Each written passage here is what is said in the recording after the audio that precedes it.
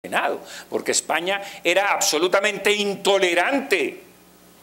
Pero les quiero comentar muy de paso, por supuesto, porque esto da para otra conferencia. Nariño fue absuelto por los derechos del hombre. Nunca fue condenado por los derechos del hombre y está en autos.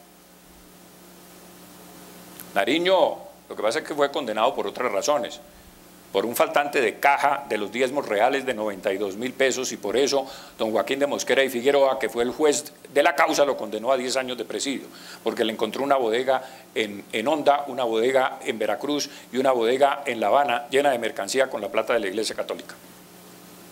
Esa es la verdad histórica.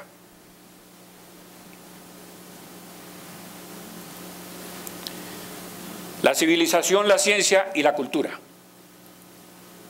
En 1500 se hace el primer mapa del Nuevo Mundo. En 1517 la primera geografía de América. En 1524 las primeras escuelas para indios. En 1536 las primeras imprentas, libros, cartografías.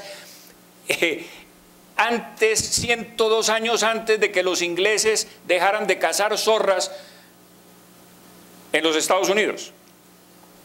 En 1541 aparece el primer periódico, que se llamó Hoja de México.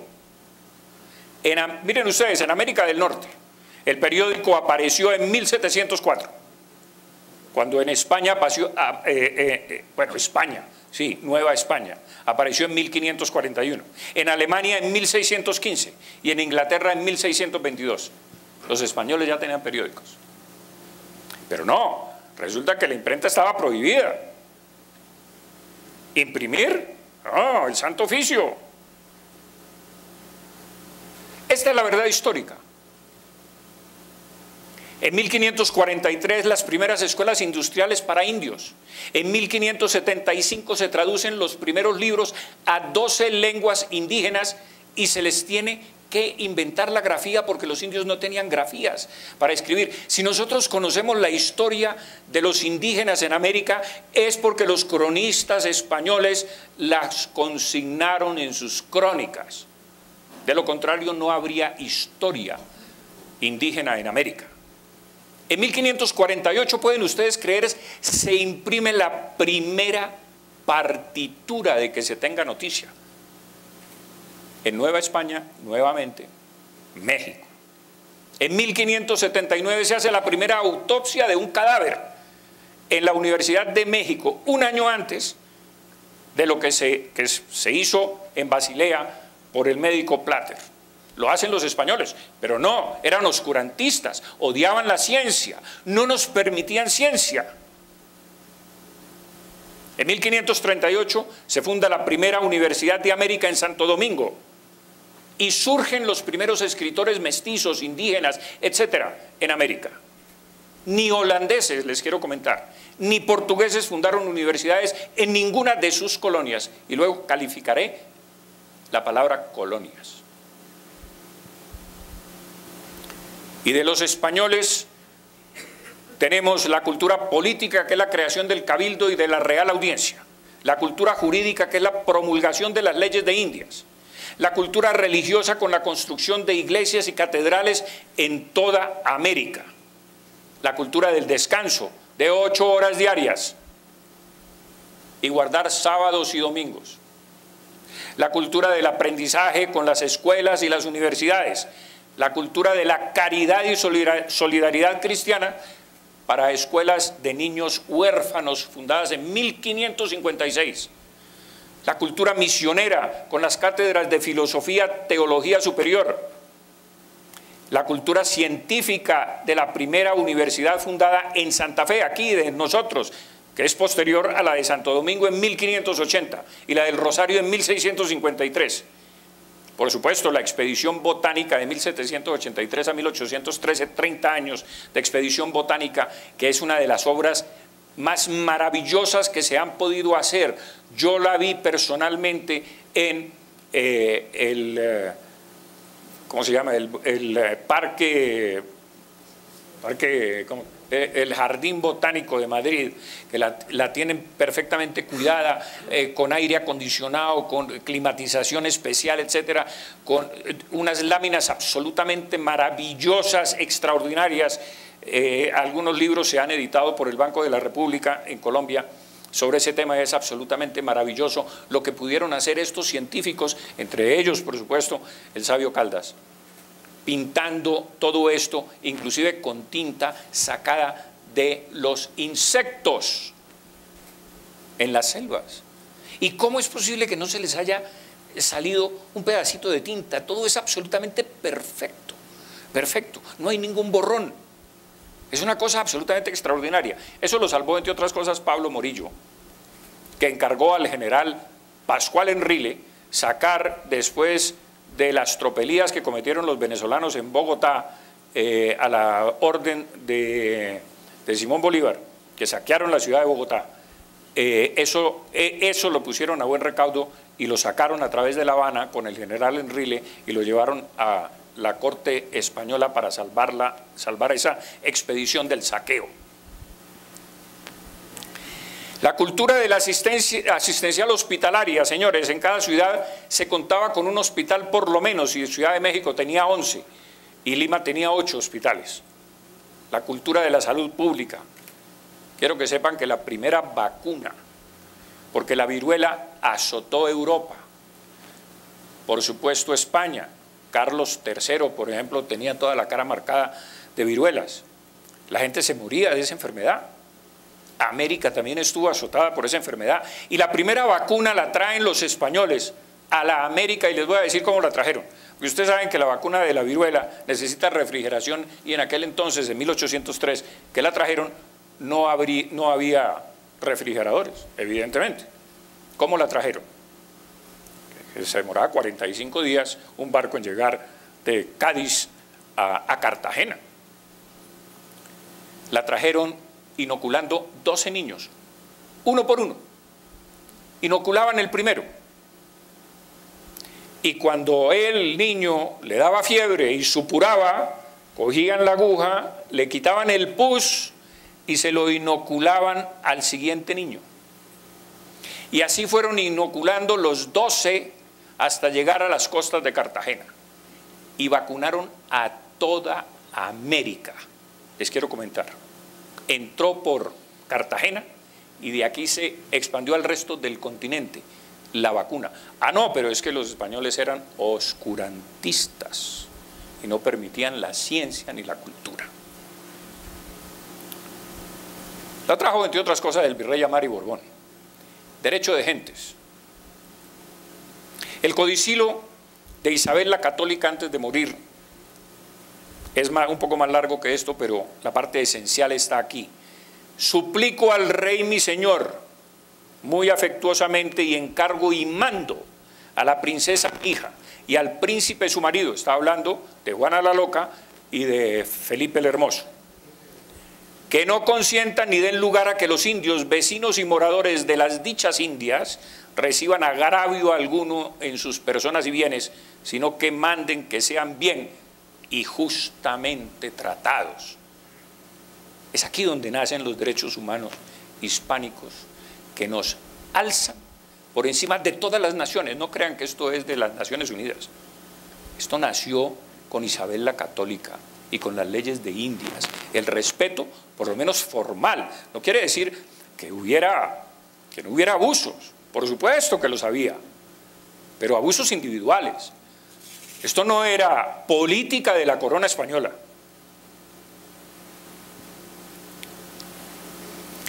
Y hay algo absolutamente sorprendente cuando uno se interna en la historia de las conquistas y encuentra que por primera vez en toda la historia, y me gustaría que alguno de ustedes dijera, no, yo conozco otra historia. Hubo otro país que hizo esto. La conquista de América se detiene 6 años, de 1550 a 1556, por orden del emperador Carlos I, para discutir si era lícito que los españoles conquistaran América. Es la primera vez que una potencia se allana a observar el derecho moral.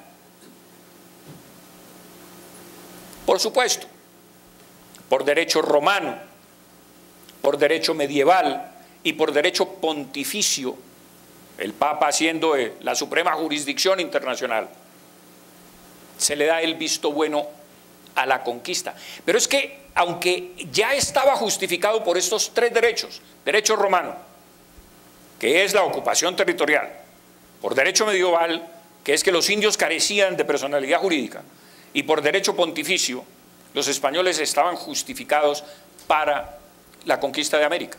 Pero se detiene la conquista, ¿por qué? Se detiene por la gran controversia que surge entre Bartolomé de las Casas, que se enfrenta con Ginés de Sepúlveda para discutir este tema, y por eso se para la conquista, se detiene la conquista.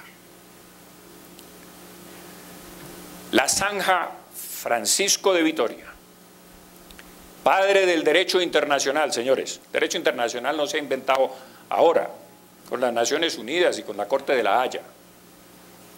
Francisco de Vitoria sostiene que el orden natural se basa en la libre circulación de las personas. El mar es libre, los indios tienen los mismos derechos que los demás hombres, y convertirlos a la fe es un derecho tanto de españoles como de indios, por igualdad de derechos.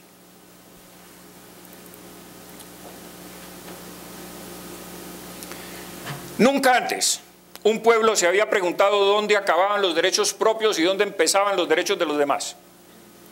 Nunca antes el poder se había sometido a la filosofía moral. Nunca antes los territorios conquistados se habían incorporado de pleno derecho al poder conquistador. Es decir, en América no hubo colonias en el sentido francés, holandés o inglés. En América hubo territorios de pleno derecho, que eran las capitanías generales y los virreinatos, como el virreinato de la Nueva Granada, el virreinato del Perú, el virreinato de la Nueva España y el virreinato del Mar del Plata, que era Argentina. Porque resulta que colonia, que viene del latín colonia, y colonus significa poblador, y los españoles tenían perfecta conciencia de que estos eran pobladores. Y si alguna vez se le llamó colonia a estos territorios, se les llamó en las Cortes de Cádiz en 1812, con alguien que quiso denostar de la conquista española de América, y por primera vez se le llamó colonias. Entre otras cosas, les quiero comentar a ustedes que en Cuba, en Honduras, en Guatemala y en México, colonia se le llama a los barrios. Ustedes van a La Habana, resulta que el barrio Miramar no se llama barrio Miramar, se dice colonia Miramar. Y en España, en muchas ciudades, a los barrios se les llama colonias. Entonces lo que no se puede es, o hay que tener, mejor dicho, cuidado para saber qué era colonia para los españoles y qué era colonia para los británicos, franceses y holandeses. Para ellos eran factorías. ¿Y cómo demuestro yo eso? ¿Colonias americanas o provincias?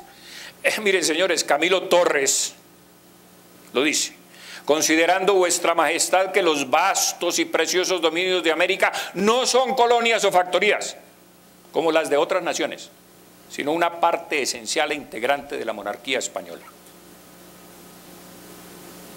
Tan españoles somos, dice él en su memorial de agravios, como los descendientes de don Pelayo, y tan acreedores por esta razón a las distinciones, privilegios y prerrogativas del resto de la nación española, como los que salidos de las montañas expelieron a los moros. Claro, salieron de las montañas. ¿De cuáles montañas? De Asturias. Porque cuando la gente que ha estado en España un buen tiempo se da cuenta que los asturianos dicen: España es Asturias y lo demás es conquista. Porque de ahí salieron, de las montañas, para expulsar a los moros. Miremos el esclavismo. España nunca fue una nación esclavista. A España le impusieron la esclavitud los diferentes tratados, entre ellos el de Utrecht. para reconocer la legitimidad de Felipe V después de la guerra de sucesión española de 1700 a 1713, señores. Las potencias se aliaron contra España para aniquilarla. Y España salió triunfante de una guerra de 13 años, que entre otras cosas ahí se distinguió el gran marino Blas de Lezo, cuyo libro usted lo tiene aquí. Cuando estaba muy joven auxilió a Barcelona y todo, y en esta guerra terrible, porque los británicos no querían un Borbón en el trono español, porque otro Borbón estaba en el trono francés y había un pacto de familia y se desequilibraba el poder. Y entonces recurrieron a la guerra para imponer a una Austria en España, para sacar al Borbón, que era nieto de Luis XIV, el Rey Sol. Felipe V, duque de Anjou. Y entonces, por el Tratado de Utrecht, para que hubiera paz en Europa, España accede a traer negros a América. Impuestos, 144.000 los traen a razón de 4.800 al año en los barcos ingleses, que por eso surge la guerra de la Oreja de Jenkins y la invasión de los ingleses y el ataque a Cartagena de Indias en 1741. Miremos la esclavitud. Francia, en las Antillas, el 77% de la población era esclava. Gran Bretaña, el 84% de la población era esclava. Jamaica, el 85%. En Estados Unidos, el 70%. Miremos España, el 11% en las Antillas, comparado con el 77% y el 85%. En Cuba, el 29%, que era donde más esclavitud había. Y en México, el 0,02%. La fuente es de Humboldt, no es mía. Y los poderes públicos. El absolutismo Borbón, el absolutismo español. Yo me he dedicado a mirar cuál era ese absolutismo, porque pues a lo largo de estos años he tenido, gracias a Dios, el tiempo suficiente para investigar en el archivo de Indias, en el archivo de Simancas, en el archivo histórico de Madrid, todos estos temas. Y he llegado a varias conclusiones. Los poderes públicos estaban divididos en la Real Audiencia, que era el poder ejecutivo, y en los cabildos, que eran pequeños parlamentos descentralizados en las ciudades. Cada ciudad con sus territorios de influencia judicial, política, estaban descentralizados y tenían sus propias ordenanzas, sus propias leyes, como hoy los Estados Unidos en los distintos estados. Tenía funciones judiciales el cabildo. Había alcalde de primer voto y alcalde de segundo voto, que eran los que dictaban sentencia. Por supuesto, las sentencias eran colegiadas con el resto de cabildantes. Y la Real Audiencia era el poder ejecutivo, que tenía también funciones judiciales, porque era la segunda instancia, pero que en realidad tenía dos instancias.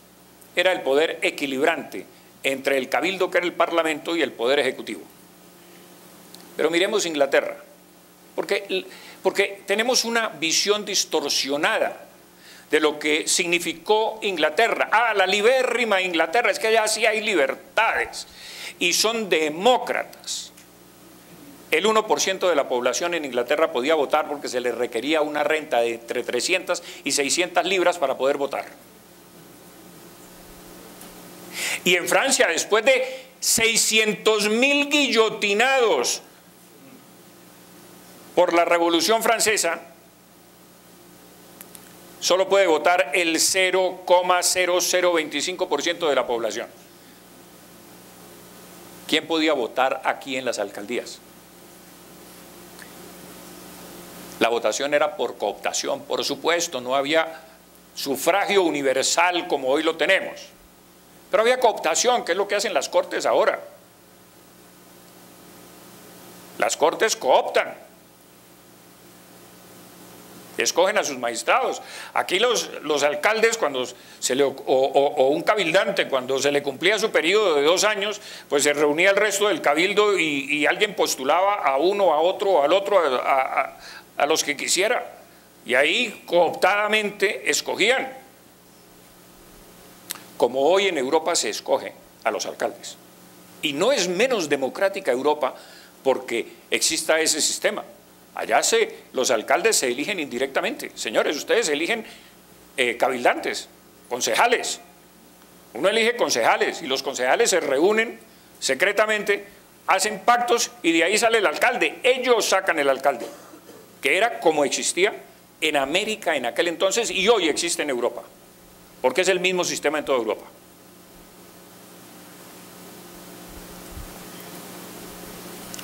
Y el orden de las sentencias para los abogados seguía este orden estricto. Primero la ley, segundo la doctrina, tercero las costumbres, es decir, fueros. Y cuarto la creación jurídica ejemplar, que era una especie de unificación de sentencias. El cabildo era la primera instancia, la audiencia la segunda instancia, el Consejo de Indias la tercera instancia y la cuarta instancia era el rey. Porque usted le podía suplicar al rey, mire, todos estos piscos me están atropellando, sálveme majestad, mire, este es mi alegato. Y a veces lo hacía. Por ejemplo, con María Antonia, hermana de Simón Bolívar, le escribe una carta sentidísima a Fernando VII, pidiéndole que las autoridades y todo el pleito que ella tenía por sus propiedades en Caracas se las habían confiscado por ser hermana de Bolívar. Y le pide al rey. Y el rey efectivamente ordena el desembargo de sus propiedades porque ella no tenía nada que ver con la guerra de independencia. Y es más, les cuento otro detalle, le asigna una pensión de 1.000 pesos anuales porque se estaba muriendo de hambre en La Habana, con sus 4 hijos y su marido epiléptico. Y al año siguiente se la dobla a 2.000 pesos. El rey, que es lo mismo que hizo aquí el virrey Espeleta con Nariño, para que pagara la cárcel, que le dieron casa por cárcel, entre otras cosas, en la finca de Fucha que le compró su tío. Y ahí concibió varios de sus hijos, porque había visitas conyugales. No, las visitas conyugales no las hemos inventado ahora, las hubo con Nariño. Y les quiero comentar lo siguiente. El virrey Espeleta le asignó una pensión a su mujer para que se mantuviera con sus hijos mientras Nariño pagaba cárcel. Yo no he visto eso en la República todavía, que el presidente se compadezca de alguien, de un reo, y le mantenga a la mujer y los hijos mientras el reo paga cárcel. Si ustedes tienen alguna noticia de esas, me la cuentan porque yo la incorporo aquí con mucho gusto. Los oidores, que eran de la Real Audiencia, eran nombrados por el rey, que era el poder ejecutivo, como ya dije. Tenían que ser abogados, y para litigar cualquier abogado ante la Real Audiencia tenía que pasar un examen, en primer lugar, y haber litigado por lo menos 4 años en un despacho. Pero había unas prohibiciones muy serias para los oidores, señores. ¿Cuáles eran esas prohibiciones? No sé si tú las conozcas, pero te vas a aterrar. Creo que ustedes se van a aterrar. Los oidores no podían casarse en el territorio de su jurisdicción. No podían ir a bautizos. No podían hacer visitas a sus amigos. No podían tener finca raíz.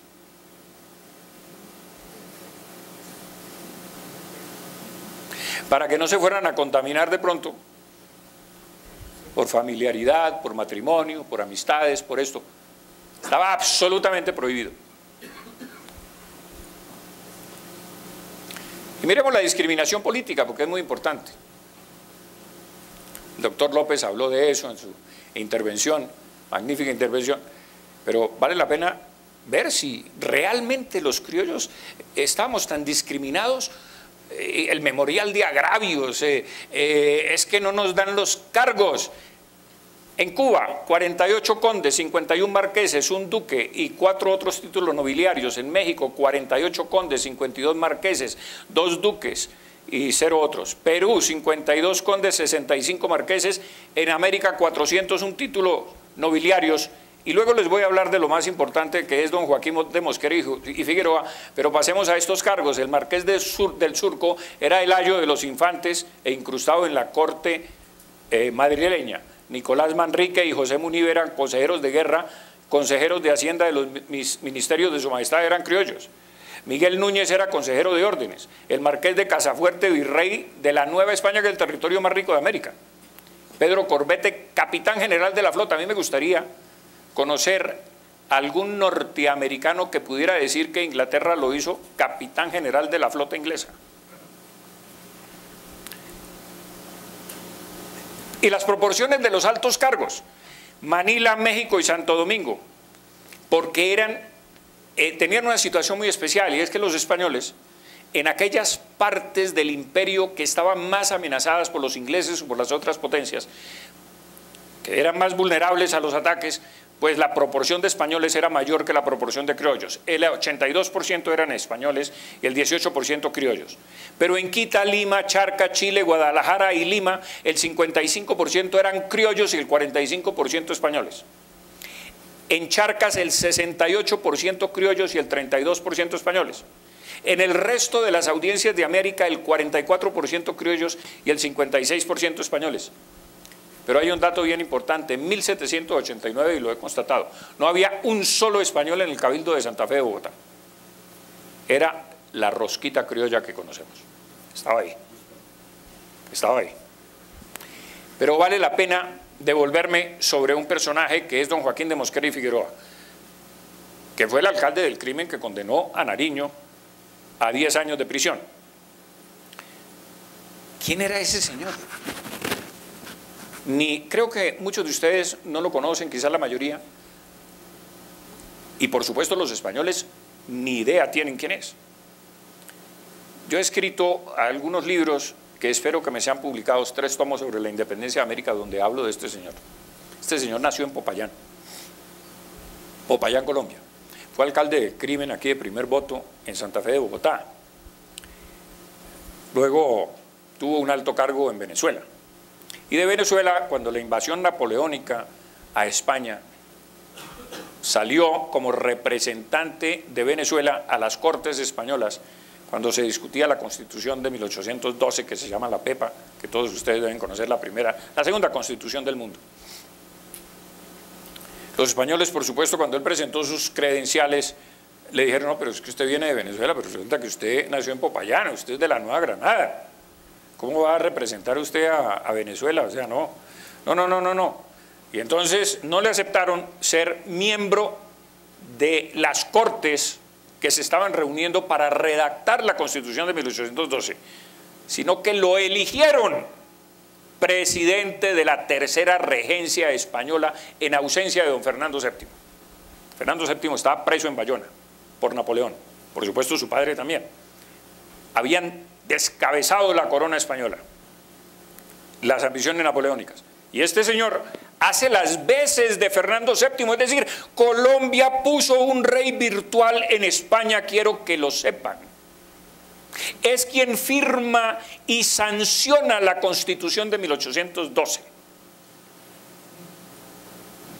Discriminación a un señor nacido en Popayán que lo eligen virtual rey de España.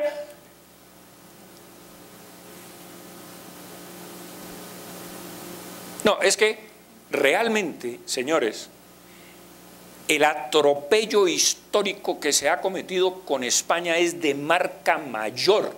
Creo que ninguna potencia ha tenido tan mala fama, mal ganada, como ha sido España.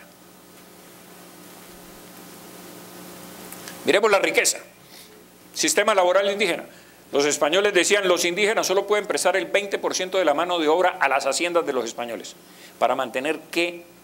Elevado la mano de obra, el costo de la mano de obra, lo que se le pagaba a los indígenas, porque había escasez de mano de obra y por supuesto los precios de la mano de obra para los indígenas era muy alto. Les quiero comentar lo siguiente, ese sistema, el primer decreto de la República, emanado de la mano de Miguel de Pombo, les quita este privilegio. Sacan las tierras de los indígenas a remate porque ya eran iguales al resto de los habitantes, ya eran, la República había alcanzado la igualdad, ya no podían tener privilegios, ni tierras, ni resguardos, esos eran privilegios.